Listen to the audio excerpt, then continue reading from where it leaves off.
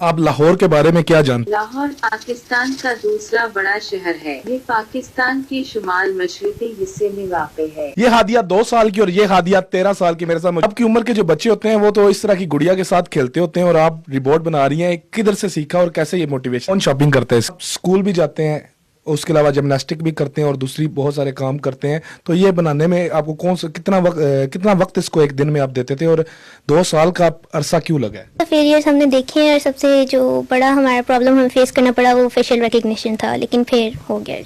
Report movies में देखा है या जिधर भी रिपोर्ट्स देखे हैं ना, तो वो लोहे की बॉडी के फाइट वाले और इस तरह के रिपोर्ट्स होते हैं। आपने इसको ये गुड़िया की लुक क्यों दी? आप इंस्पायर किससे हैं? ये एआई बेस्ड है और ये प्रोग्रामिंग के थ्रू बना। पार्ट्स वगैरह ये कहाँ से लिए हैं? ये बाल कहाँ से लिए हैं? फ्यूचर में क्या करना चाहती हैं? पाकिस्तान में काम करेंगी? सऊदीया ने सोफिया रिपोर्ट को शहरियत दी, क्या आपको पाकिस्तान की शहरियत मिलनी चाहिए? ये 3 वर्जन्स बना लिए, एक ये है, एक हम बना चुके हैं और तीसरे पे हम काम कर रहे हैं, जो कि आप आगे जाके आपको